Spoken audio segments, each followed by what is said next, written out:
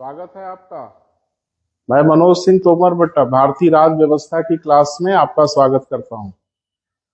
तो शुरू किया जाए बेटा क्लास। थोड़ा सा विलंब हुआ है, तो और विलंब ना हो, क्लास को शुरू किया जाए। तो जल्दी से जुड़े हमारे मित्र। मैं क्लास शुरू करता हूं बेटा। कई मित्रों ने यह जानने की कोशिश की बेटा कि संविधान कैसे पढ़ें। तो ये कोई बेटा परेशानी नहीं है, ढेर सारी किताबें हैं। आप सबको पता है आज के जमाने में कोई भी अच्छी सी किताब लेके आप कॉन्स्टिट्यूशन का अध्ययन करें, कोई परेशानी नहीं। हाँ, एक सलाह जरूर है बेटा कि अगर आप हायर कंपटीशन के लिए कॉन्स्टिट्यूशन का अध्ययन कर रहे हैं तो टेक्स्ट बुक से अध्ययन करें, ना कि कोई गाइड बुक या इस तरह की चीजों से। मार्केट में ढेर सारी गाइड बुक है, तो ठीक नहीं है बेटा। टेक्स्ट बुक से अध्ययन करें। बहरहाल क्लास शुरू करते हैं बेटा।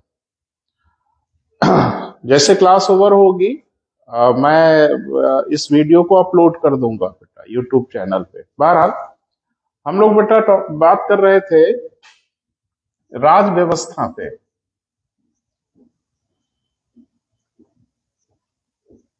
तो कल जो बात हुई थी बेटा, थोड़ा सा मैं रिवाइज कर रहा हूं आपसे कि राज व्यवस्था के नाम पे हम संविधान का अध्ययन करते हैं, संविधान पढ़ते हैं। बड़ी महत्वपूर्ण बातें हैं कि सब अध्ययन करने का एक निहित उद्देश्य है। वो उद्देश्य यह है कि हमारी परीक्षाओं में प्रश्न हो जाए और हम उनको टैकल कर ले। स्पेशली जब मुख्य परीक्षा में जाए, मेंस एग्जामिनेशन में जाए, तो हम क्वेश्चन को कैसे लिखें। तो कोशिश ये मेरी होगी कि प्रारंभिक परीक्षा से लेके मुख्य परीक्षा तक आपकी मदद हो, और साथ में इंटरव्यूज वगैरह में भी कभी कभी कुछ क्वेश्चंस आपसे पूछे जाते हैं जो संविधान से रिलेटेड होते हैं, उसका भी जवाब आप दे पाए। तो प्रयास होगा बेटा एक समग्रता में आपसे बात हो। बेसिक से बेटा समझते हैं, घबराने की कोई जरूरत नहीं है। आपने जिंदगी में कभी भी कॉन्स्टिट्यूशन नहीं पढ़ा है, कोई बात नहीं, मैं ABCD से पढ़ाऊंगा। दूसरा ये कि अगर आपने पढ़ा भी है तो समझने की कोशिश करिए। मैंने कहा था कि किसी देश की राज व्यवस्था के 3 आधारभूत स्तंभ होते हैं: कार्यपालिका, न्यायपालिका, विधायिका।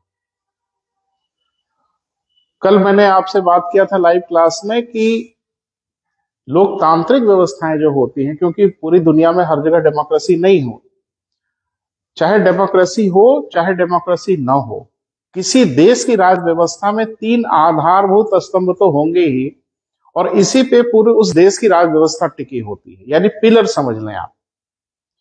लोकतांत्रिक व्यवस्थाओं में एक चौथा भी स्तंभ होता है बेटा, जिसको हम लोग कहते हैं मीडिया, प्रेस। क्योंकि प्रेस की बहुत बड़ी भूमिका है। प्रेस हमें से जागरूक रखती है, सतर्क रखती है, सावधान रखती है। तो कहा जाता है कि लोकतांत्रिक व्यवस्थाओं में जनता के द्वारा जो सबसे बड़ा नियंत्रण होता है, यानी जनता जो प्रशासन पे, सरकार पे जो नियंत्रण बनाती है, वो सबसे बड़ा नियंत्रण है सतर्क जनमत, विजिलेंट पब्लिक ओपिनियन। यानी जनता अगर जागरूक है, सतर्क है, तो ये सबसे बड़ा नियंत्रण होता है। ये कोर्ट, कचहरी, न्यायालय से सबसे बड़ा नियंत्रण है जनता का, क्योंकि सबसे बड़ी अदालत तो बेटा जनता की है ना। स्पेशली तब जब निर्वाचन होता है तो बहुत बड़े अधिकार हमारे पास वापस आते हैं, और इन अधिकारों का हमें प्रयोग करना होता है, और उस समय हम फैसला करते हैं कि अधिकार हमें किन्हें देना है। तो डेमोक्रेसी में बेटा जो मीडिया है, प्रेस है, उसकी बहुत बड़ी भूमिका है। अच्छा, मैंने कहा था कि निर्माण के आधार पे, यानी जिस आधार पे संविधान का निर्माण होता है, उसके आधार पे हम संविधान को 2 भागों में बांटते हैं। लेकिन किस आधार पे बेटा? निर्माण के आधार पे। थोड़ा सा बात करते हैं, फिर आगे बढ़ते हैं। कल मैंने बताया कि राज व्यवस्था के 3 आधारभूत स्तंभ है, जिसको हम लोगों ने कहा था बेटा कार्यपालिका, एक को कहा था न्यायपालिका, और तीसरा विधायिका। कल थोड़ी सी बात हुई थी बेटा, ताकि वहीं से आगे करते हैं। विधायिका या व्यवस्थापिका, थोड़ा हमारे वो मित्र जो इंग्लिश मीडियम वाले हैं, आजकल के जो बच्चे हैं CBSE बोर्ड वाले, उनके लिए एग्जीक्यूटिव, जुडिशरी एंड लेजिस्लेटिव, ये ध्यान रखना बेटा, और एकाध अपने मन से मत जोड़िएगा प्लीज। किसी देश की राज व्यवस्था के 3 ही आधारभूत स्तंभ होते हैं और कोई आधारभूत स्तंभ नहीं होता। हाँ, लोकतंत्र में हम लोग चौथा स्तंभ मान लेते हैं। तो जाहिर सी बात है कि किसी देश की राज व्यवस्था में इन्हीं तीनों चीजों का विस्तार से वर्णन करना होगा। और भी चीजों का वर्णन होता है, न्यायपालिका का वर्णन होता है, जैसे आप देखेंगे हमारे संविधान में फंडामेंटल राइट वगैरह का वर्णन है, डीपीएसपी वगैरह है, सब है। लेकिन बेसिक जो है वो यही 3 है बेटा, यानी इन तीनों की चर्चा जरूर की जाएगी। और इन तीनों की चर्चा एक पुस्तक के रूप में, एक किताब के रूप में जरूर करनी होती है, एक अभिलेख के रूप में जरूर करनी होती है। और उसे हम लोग क्या नाम देते हैं बेटा? संविधान। क्लियर है? कॉन्स्टिट्यूशन या संविधान। तो राज व्यवस्था के नाम पे हम संविधान क्यों पढ़ते हैं, वो क्लियर हुआ? क्योंकि संविधान में ही किसी देश की राज व्यवस्था के आधारभूत ढांचे का वर्णन होता है। अभी हम आपसे चर्चा करेंगे विस्तार से। तो क्या होता है, वो कार्यपालिका, न्यायपालिका तथा विधायिका जैसे अंगों का सृजन करती है, उनके अधिकार, उनके क्षेत्र तथा उनकी सीमाओं का वर्णन करती है। आज हमारे देश में विधायिका है, संसद है, विधानमंडल है। क्यों है? क्योंकि इसका वर्णन संविधान में है। ये जो कार्य कर लेते हैं, क्यों कर लेते हैं? क्योंकि ऐसा कार्य करने की संविधान में इनको अनुमति दी गई है। तो संविधान क्या होता है बेटा? वो इन्हीं तीनों का सृजन करता है। वो क्या करेंगे, वो क्या नहीं करेंगे, उनकी सीमाएं क्या होंगी, उनकी हद क्या होगी, उनकी लिमिटेशन क्या होगी, ये सब की चर्चा कहाँ होती है? संविधान में। अब ये कि निर्माण के आधार पे, यानी संविधान जो बनते हैं पूरी दुनिया में, उनको 2 खेमे में बांट लिया जाता है। कल मैंने बात किया था, एक को हम कहते हैं लिखित और एक को हम लोग कहते हैं अलिखित। एक बात अपने दिमाग में बैठा लीजिए, चाहे संविधान लिखित हो चाहे संविधान अलिखित हो, दोनों लिखा होता है। किसी गलतफहमी में न रहे, लिखित भी लिखा होता है, अलिखित भी लिखा होता है। तो ढेर सारे मित्रों का ये प्रश्न होता है कि सर जब दोनों लिखा होता है तो एक को लिखित एक को अलिखित क्यों कहते हैं? तो अब एक डिमार्केशन है बेटा, एक अंतर है। जब किसी संविधान का निर्माण संविधान सभा द्वारा या संविधान के निर्माण के लिए गठित एक सभा द्वारा एक निश्चित अवधि में पूर्ण कर लिया जाए, कंप्लीट कर लिया जाए, तो ऐसा संविधान लिखित कहलाता है। जैसे मैंने उदाहरण बताया था, भारत का संविधान 9 दिसंबर 1946 से शुरू हुआ और 26 नवंबर 1949 को बन के तैयार हुआ। तो अवधि निश्चित है ना, तो ये निश्चित अवधि में बन के तैयार हो गया, इसलिए हमारा संविधान क्या है? लिखित है। और किसने बनाया? संविधान के बनाने के लिए जो सभा निर्धारित की गई थी, उस सभा ने हमारा संविधान बनाया। तो हम सारी शर्तों को पूरा करते हैं, इसलिए हमारा संविधान लिखित संविधान है। जो जो इन शर्तों को पूरा करेगा वो सारे संविधान लिखित कहलाएंगे। लेकिन एक ऐसा संविधान जो रूढ़ियों से, परंपराओं से, आवश्यकताओं से, जरूरतों से समय समय पर निरंतर विकसित होता चला जाए, वो ढेर सारे दस्तावेजों का एक समुच्चय बन जाए, जिसको एक निश्चित संबंध में बना के पूरा न किया जाए, तो ऐसा संविधान क्या कहलाता है बेटा? अलिखित कहलाता है। और एक डिमार्केशन और, जो लिखित संविधान है उन्हीं को हम लोग निर्मित संविधान कहते हैं, यानी वो संविधान बनाए गए हैं। और अलिखित संविधान जो होते हैं उनको हम लोग विकसित संविधान कहते हैं, अर्थात उनका धीरे धीरे धीरे धीरे विकास होता है। उदाहरण मैंने बताया था आपको, अलिखित के उदाहरण एक तो सारे बच्चों को पता है, ग्रेट ब्रिटेन है। लेकिन खाली ग्रेट ब्रिटेन ही नहीं, कई देश हैं, जैसे मैंने बताया था इजराइल भी है, जैसे मैंने कहा था न्यूजीलैंड भी है, जैसे मैंने कहा सऊदी अरेबिया भी है। तो ये सब कैसे हैं बेटा? अलिखित। सब सऊदी अरेबिया को लेकर थोड़ा कंफ्यूजन रहता है, लेकिन फिर भी वो अलिखित संविधानों जैसा है। क्लियर है बेटा? ये तो चर्चा हुई थी। आज हम बात करेंगे कि प्रकृति के आधार पर संविधान कितने प्रकार के होते हैं। प्रकृति माने क्या बेटा? नेचर। तो क्या संविधान का भी नेचर होता है? हाँ हाँ बिल्कुल, काहे नहीं होता है। जैसे मनुष्यों का नेचर होता है, वैसे संविधान का भी नेचर है। तो मनुष्यों को नेचर के आधार पर दो भागों में बांटा गया, अच्छे नेचर के और बुरे नेचर के, है ना बेटा। आम बोलचाल में तो हम लोग प्रयोग करते हैं। तो प्रकृति के आधार पे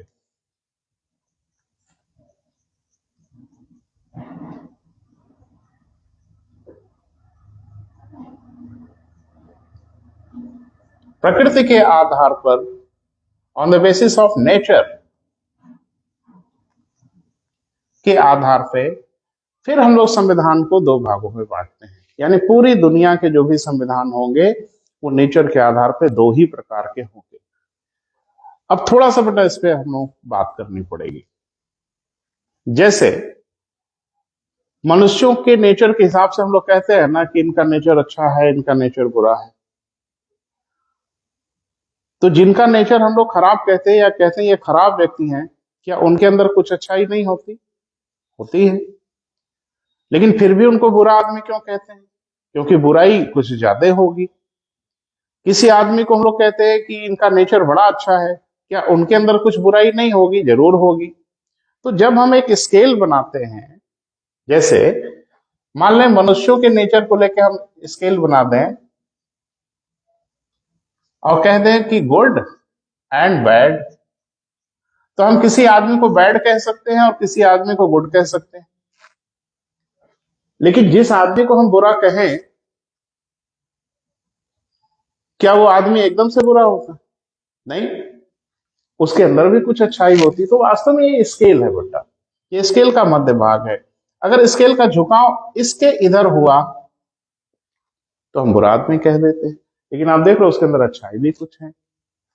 और झुकाव अगर इधर हो गया तो उसको अच्छा आदमी कह देते हैं, जबकि उसमें भी कुछ बुराई है। बस बस यही हालत है हमारे संविधान की। दुनिया के जितने भी संविधान होते हैं नेचर के आधार पे बेटा, उनको हम दो स्केल पे बांटते हैं। जरा उसको देखने की कोशिश करिएगा। एक स्केल हम बना लेते हैं और स्केल पे हम कह देते हैं कि संविधान दो ही प्रकार के हो सकते हैं, ए या बी। तो एक मतलब यूनिटरी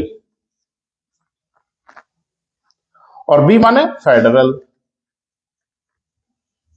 थोड़ा ध्यान से देखिएगा बेटा, उसको समझने की कोशिश करिएगा। है बड़ा आसान और है बहुत मुश्किल। क्लियर कर लीजिए, कोई परेशानी नहीं। इसको हिंदी में हम लोग कहते हैं क्या बेटा? एकात्मक। और इसको क्या कहते हैं? परिसंघात्मक।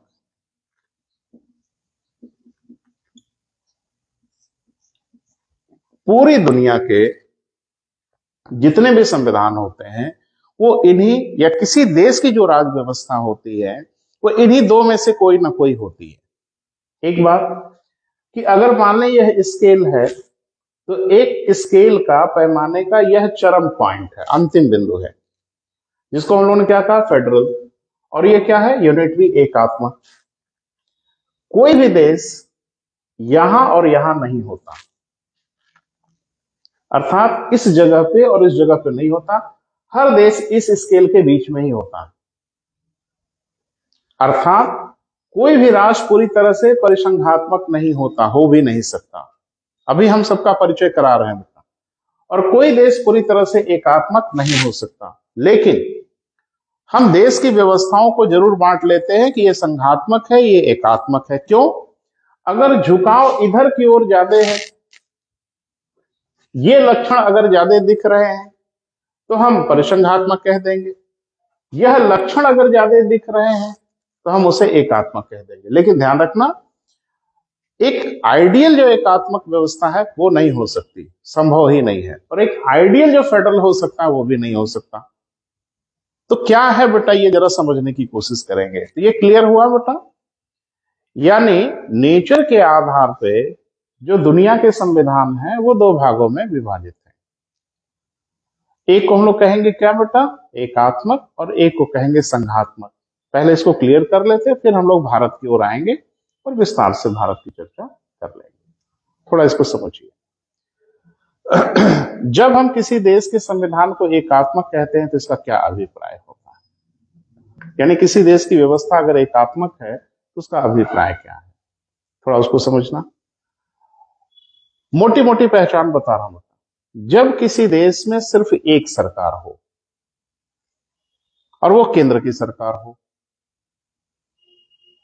और राज्य हो ही ना, और राज्य अगर हो तो राज्यों को कोई राजनीतिक अधिकार न दिया जाए, यानी सारे अधिकारों का केंद्रीकरण हो, सारी की सारी शक्तियां सिर्फ केंद्रीय सरकार के पास हो, राज्य सरकार हो ही ना।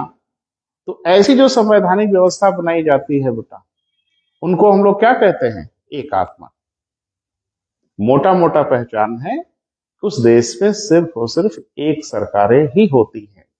प्रदेश हो या ना हो, प्रदेशों को राजनीतिक अधिकार नहीं दिया जाता, यानी शक्तियों का विभाजन नहीं किया जाता प्रदेशों के बीच में।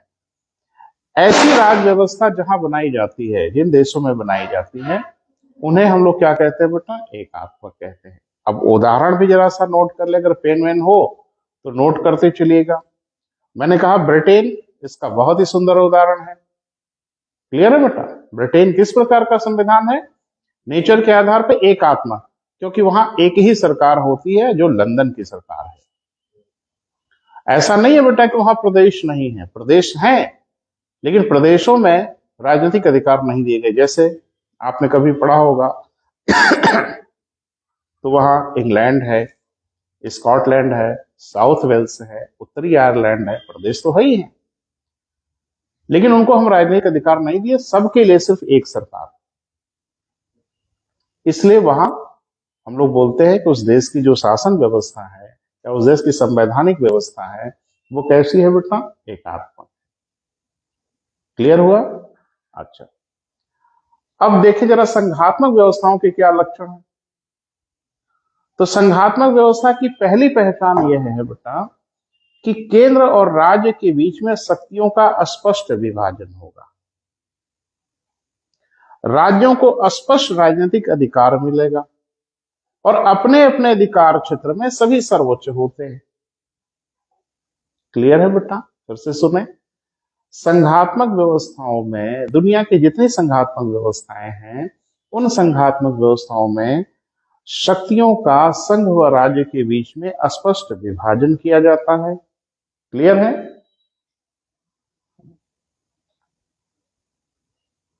वीडियो वगैरह ठीक से मिल रही है कि नहीं बेटा? जो कि लाइव क्लास है, इससे थोड़ा थोड़ा संदेह होता है बीच बीच में, तो मुझे लगता है कि क्लास आपको मिल रही। थोड़ा बीच बीच में मैं चेक कर लेता हूं। ठीक है बेटा? हाँ, तो संघात्मक व्यवस्थाओं में दिमाग में रखिए मोटी मोटी बात कि जहां दो सरकारें हों, केंद्र की सरकार अलग हो, राज्य की सरकार अलग हो, शक्ति का स्पष्ट विभाजन होता है, तो ऐसी सरकारों को या ऐसी राज्य व्यवस्था को हम लोग क्या कहते हैं बेटा? संघात्मक कहते हैं। क्लियर है? लेकिन संघात्मक के खाली यही लक्षण नहीं है बेटा, संघात्मक संविधानों के कुछ लक्षण हैं जो हम आपको बता रहे हैं, उसको समझना होगा। संघात्मक संविधान का पहला लक्षण है कि उसका संविधान लिखित होना चाहिए। तो एक बात तो तय हो गई कि अलिखित संवैधानिक व्यवस्था वाले राष्ट्रों में संघात्मक व्यवस्था हो ही नहीं सकती, क्योंकि संघात्मक संविधान का या संघात्मक राज्य व्यवस्था का पहला लक्षण है कि संविधान लिखित होना चाहिए, संविधान सर्वोच्च होना चाहिए, यानी देश पे किसका शासन हो? संविधान का शासन हो, और शक्तियों का संविधान में ही स्पष्ट विभाजन हो। अगला कि संविधान कठोर होना चाहिए। कठोर मतलब अनमनीय होना चाहिए, उस संविधान में बहुत आसानी से परिवर्तन न किया जा सकता हो। न्यायपालिका स्वतंत्र होनी चाहिए, यानी ऐसी व्यवस्थाओं की जो न्यायपालिका होती है वो क्या होनी चाहिए बेटा? स्वतंत्र न्यायपालिका होनी चाहिए। क्लियर है?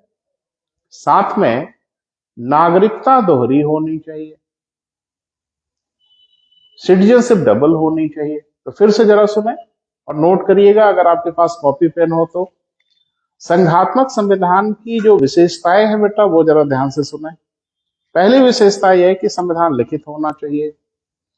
दूसरी विशेषता यह होती है कि संविधान सर्वोच्च होना चाहिए। तीसरी विशेषता यह होती है कि संविधान में ही केंद्र और राज्य के बीच में शक्तियों का स्पष्ट विभाजन होना चाहिए। चौथी विशेषता यह होनी चाहिए कि संविधान कठोर होना चाहिए। पांचवी विशेषता यह होनी चाहिए कि न्यायपालिका स्वतंत्र होनी चाहिए। छठवीं विशेषता यह है कि नागरिकता दोहरी होनी चाहिए। हाँ, एक और विशेषता है जो देखी जाती है कि केंद्र में द्विसदनी व्यवस्था होनी चाहिए और राज्यों का जो प्रतिनिधित्व केंद्र में मिले सदन में, वो समानता के नियम के हिसाब से होना चाहिए। ठीक है बेटा, अब थोड़ा भारत को चेक कर लेते हैं। क्या भारत इस पैरामीटर पे एकात्मक और संघात्मक में कहां टिकता है? संविधान लिखित होना चाहिए, लिखित है। संविधान सर्वोच्च होना चाहिए, सर्वोच्च है। संविधान में ही संघ और राज्य के बीच में शक्तियों का स्पष्ट विभाजन होना चाहिए, विभाजन है। बोले बेटा, साथ में न्यायपालिका स्वतंत्र होनी चाहिए, स्वतंत्र है लगभग। नागरिकता दोहरी होनी चाहिए, यहां हम गड़बड़ हैं, हमारी नागरिकता एकहरी है। लेकिन कुल मिला जुला के ज्यादातर जो लक्षण दिख रहे हैं हमारे संविधान में, वो लक्षण क्या है बेटा? संघात्मक की ओर। इसीलिए हम कहते हैं कि भारत की जो व्यवस्था है वो लगभग संघात्मक व्यवस्था है। संघात्मक शब्द का प्रयोग संविधान में नहीं किया गया। हमारे संविधान में कहीं भी फेडरल शब्द का प्रयोग नहीं किया गया। हमारे संविधान में एक विचित्र तरह का संघात्मक शब्द प्रयोग किया गया है, जिसमें कहा जाता है कि we the union of state, we the federation of state नहीं बेटा, we the union of state कहा गया। हम परिसंघात्मक नहीं है, वरन हम राज्यों के संघ हैं। लेकिन कुल मिला जुला के जो ज्यादातर लक्षण हैं, वो लक्षण किधर झुके हुए हैं बेटा? संघात्मक की ओर। इसलिए हम लोग बोल देते हैं कि भाई शक्तियों का विभाजन है, दो दो सरकारें हैं। और कहा जाता है संघात्मक व्यवस्था में एक बड़ा आदर्श वाक्य है बेटा, उसको भी ध्यान से सुने। संघात्मक व्यवस्था में कहा जाता है कि जो संघ बनते हैं वो अविनाशी राज्यों के अविनाशी संघ होते हैं। यानी वहां ना तो राज्यों का विनाश हो सकता है, ना ही संघ का विनाश हो सकता है। अगर इस परिभाषा में अपने आप को देखें तो हमारे यहाँ तो साहब राज्यों का जब चाहे तब विनाश हो जाता है। अरे हमारे यहाँ पे देखते देखते कई राज्यों का विनाश हुआ। राज्यों का एरिया बदल दिया गया, उनके नाम बदल दिए गए, उनको तोड़ दिए गए। अरे भैया, तमाम राज्य बनाए गए। झारखंड, छत्तीसगढ़, उत्तराखंड, तेलंगाना, कल को फिर कोई नया राज्य बना देंगे। एक टिपिकल संघात्मक व्यवस्थाओं में जो राज्य होते हैं बेटा, उनके नाम के अल्फाबेट में परिवर्तन नहीं कर सकते, भूभाग तो बहुत दूर की बात है। तो हमारा तो एक संघात्मक बड़ा विचित्र संघात्मक व्यवस्था बनी, जिसमें राज्यों का पृथक अस्तित्व तो भले है, लेकिन राज्यों के भू क्षेत्र, उनके नाम आदि पे संघ का नियंत्रण है। यानी हम जब चाहे तब उसमें परिवर्तन कर सकते हैं और करते भी हैं, समय समय पे आपको दिखता भी है। क्लियर है बेटा? अब थोड़ा उदाहरण बेटा दिमाग में जरूर रखिए। एकात्मक संविधान वाले कुछ देश हैं दुनिया के, आपकी परीक्षाओं में तथ्यात्मक चीजें हैं, पूछी जा सकती हैं, तो बिल्कुल है बेटा। एक तो मैंने यूके बताया, जापान का संविधान एकात्मक है, नॉर्वे का संविधान एकात्मक है, स्वीडन का संविधान एकात्मक है, फ्रांस का भी संविधान एकात्मक है, इटली का संविधान एकात्मक है, हॉलैंड का संविधान एकात्मक है, बेल्जियम भी संघात्मक व्यवस्था है। कुछ ज्यादा ही हो गया, तो फिर से मैं रिपीट कर दे रहा हूं बेटा, आप आराम से लिख लीजिए। उदाहरण एकात्मक संविधान वाले जो राष्ट्र हैं उनका उदाहरण जरा आप लिख लें। ब्रिटेन, हाँ, एक बच्चे ने कंप्लेन किया था कि सर थोड़ा आराम से बोलेंगे तो हम लोग लिख भी लेंगे, तो मैं आराम से बोल रहा हूं। ब्रिटेन बेटा एकात्मक जो संविधान वाली या राज्य व्यवस्था वाली जो व्यवस्थाएं हैं, देश हैं, उनका नाम जरा लिख लो। यूके यानी great Britain, Japan, Norway, Sweden, France, Italy, Holland और बेल्जियम। ये जो राष्ट्र है बेटा, और भी राष्ट्र हैं, ये महत्वपूर्ण राष्ट्र हैं जो मैंने आपको बताया, ये सब एकात्मक व्यवस्था वाले। संघात्मक व्यवस्था वाले भी राष्ट्र हैं जिनका लक्षण मैंने बताया कि दो दो सरकारें होंगी, एक संघ की और एक राज्य की। शक्तियों का स्पष्ट विभाजन होगा। राज्य संघ के अधीन नहीं होते, राज्य संघ के सहयोगी होते हैं, ये ध्यान रखिएगा। जैसे आप भारत में बात करें तो संघ में हमारे प्रधानमंत्री हैं, राज्य में मुख्यमंत्री है।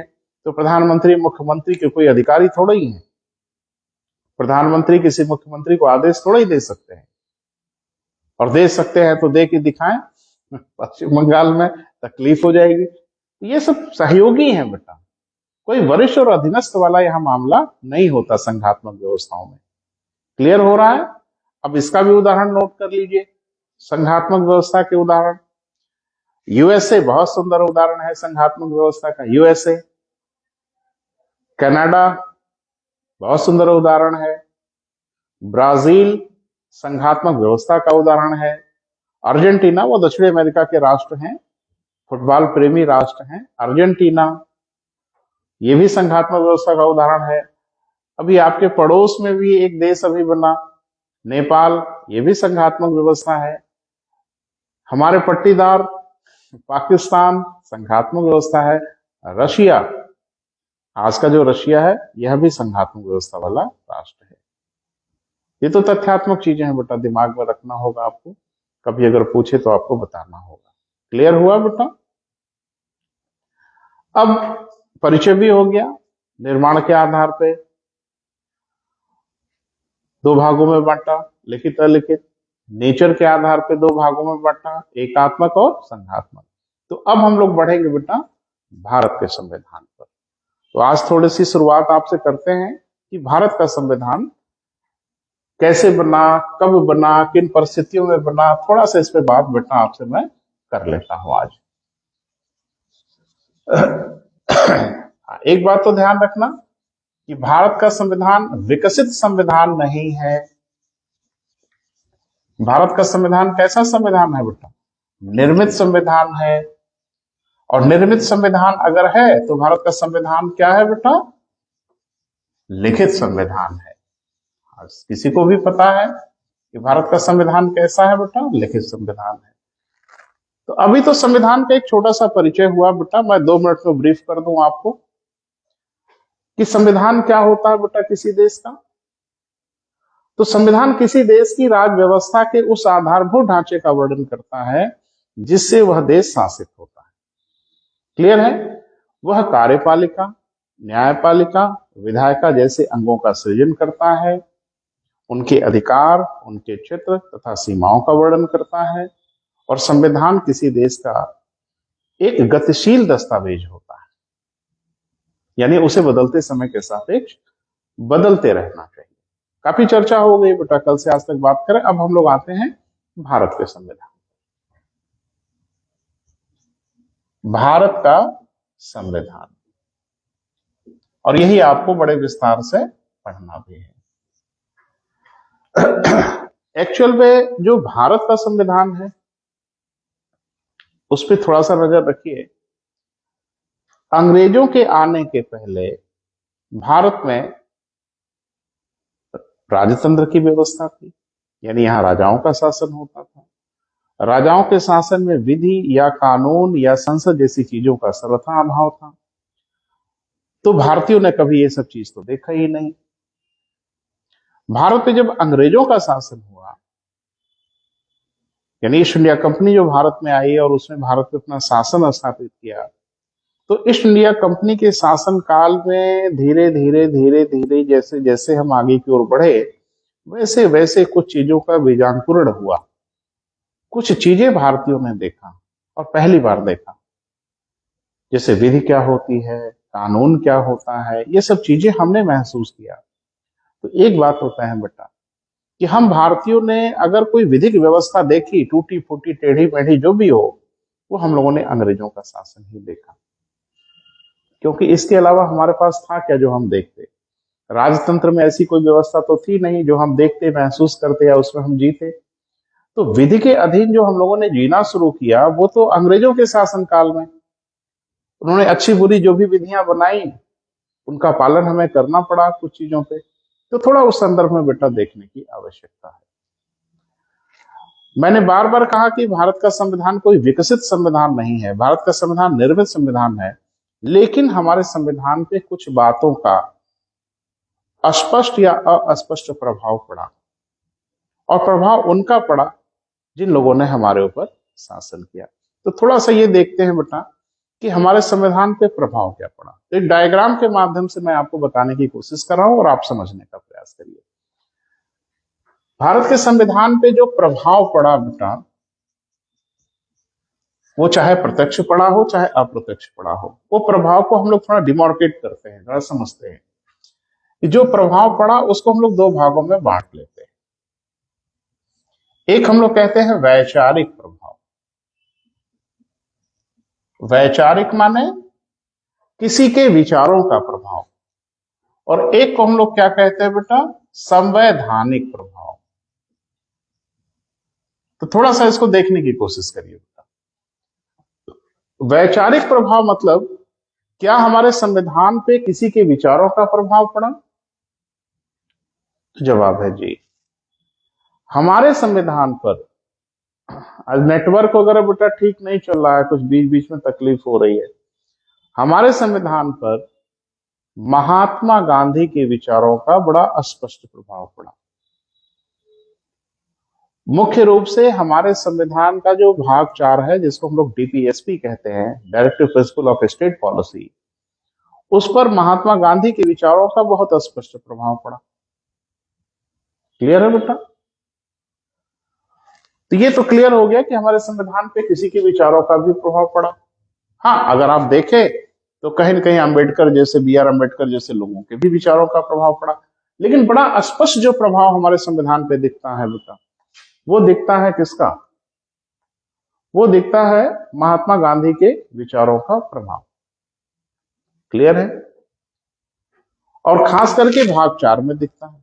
तो कल को अगर आपकी परीक्षा में प्रश्न आए तो जवाब आप दे सकते हैं कि हमारे संविधान पे महात्मा गांधी के विचारों का स्पष्ट प्रभाव पड़ा, मुख्य रूप से भाग 4 पर। अब इधर आइए संवैधानिक प्रभाव। तो संवैधानिक प्रभाव जो हम जब अध्ययन करना शुरू करते हैं भारत के संविधान पर, तो देखते हैं कि इसका जो प्रभाव है ये भी दो भागों में बढ़ता है। एक बाह्य प्रभाव और एक आंतरिक प्रभाव।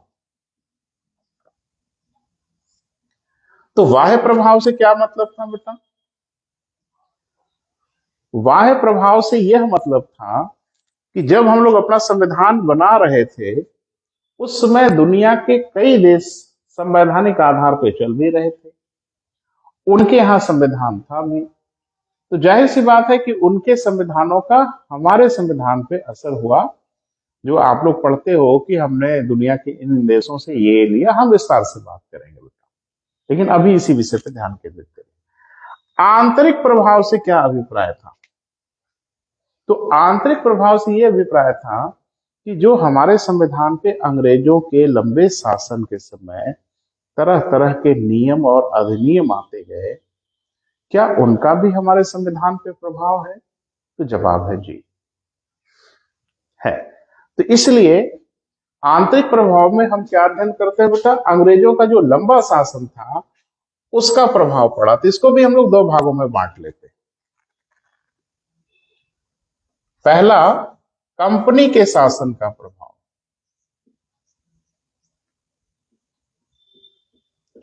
तो ईस्ट इंडिया कंपनी व्यापारिक के रूप में तो आई बेटा, लेकिन हमारे यहां कुछ ऐसी घटनाएं हो गई जिसके कारण वो कंपनी, जाहिर सी बात है, अब व्यापारी से शासक बन गई। और खास करके आपने पढ़ा है, बक्सर के युद्ध के बाद ये तय हो गया कि भारत पे शासन कौन नहीं करेगा। तो बक्सर के युद्ध के बाद अंग्रेज अब व्यापारी से शासक बन गए। तो एक मोटा मोटा डिमार्केशन कर सकते हैं कि 1765 से लेकर के 1857 तक ये जो कालखंड है, इस कालखंड पर भारत पर एक कंपनी ने शासन किया, जिसे हम ईस्ट इंडिया कंपनी के नाम से जानते हैं। लेकिन अंग्रेजों का शासन तो 1947 तक था। तो अंग्रेजों का शासन भले 1947 तक रहा हो, लेकिन इस कालखंड में हमारे यहां शासन किसने किया बेटा? कंपनी ने। तो जाहिर सी बात है, कंपनी के शासन के समय भी कई नियम अधिनियम आए, और उन नियम अधिनियमों का हमारे संविधान पर प्रत्यक्ष या अप्रत्यक्ष प्रभाव है। इसके बाद एक दूसरी स्थिति आई बेटा, उसको भी जरा ध्यान रखिए। 1857 में हमारे यहाँ एक क्रांति हो गई। इतिहास के अध्ययन करते समय आप विस्तार से पढ़ते हैं। उस क्रांति के परिणाम स्वरूप ब्रिटेन की संसद ने ईस्ट इंडिया कंपनी के हाथों से सत्ता अपने पास ले ली। यानी अब भारत पर शासन अंग्रेजों का ही रहा, लेकिन यह शासन अब ईस्ट इंडिया कंपनी का नहीं था। यह शासन किसका हो गया बेटा? ब्रिटेन की महारानी का या ब्रिटेन की संसद का शासन हो गया। तो जाहिर सी बात है कि हम लोग इसको बोलते हैं क्राउन का शासन। तो भारत में क्राउन का शासन स्थापित हो गया, यानी ईस्ट इंडिया कंपनी को फुर्सत दे दी गई कि अब आप भारत छोड़ दीजिए, अब भारत सीधे ब्रिटेन की संसद से शासित होगा। तो जाहिर सी बात है इनके शासन के समय में भी तमाम नियम अधिनियम आए। तो उसका प्रभाव कब से कब तक पड़ा बेटा? 1858 से 1947 तक। तो जो आंतरिक प्रभाव पड़ा बेटा वो अंग्रेजों के शासन का प्रभाव पड़ा, और अंग्रेजों का शासन भी दो भागों में बट गया, एक कंपनी का शासन और एक क्राउन का शासन। तो कंपनी के शासन के समय तमाम नियम अधिनियम आए जो आप लोग अध्ययन करते हो, हम भी आपसे बात करेंगे बेटा विस्तार से, जिसको हम लोग पढ़ते हैं रेगुलेटिंग एक्ट से लेकर के अंतिम चार्टर अधिनियम 1853। तो रेगुलेटिंग एक्ट से लेके अंतिम चार्टर अधिनियम जो 1853 आया, इस बीच में तमाम अधिनियम आए बेटा, जिन अधिनियमों का हमारे संविधान पे प्रत्यक्ष या अप्रत्यक्ष प्रभाव पड़ा। क्राउन के शासन के समय भी तमाम अधिनियम नियम आए, जिसमें पहला ही अधिनियम आया जिसको हम लोग पढ़ते हैं the act for better government, 1858 में आया। हम सारे अधिनियम पे बेटा विस्तार से बात करेंगे। अभी आज मैं आपको ब्रीफ कर रहा हूं, एक परिचय दे रहा हूं, आप निश्चिंत रहिए, एक एक अधिनियम पे मैं बात करूंगा और ये क्लास अब निरंतर चलेगी बेटा, घबराने की जरूरत नहीं।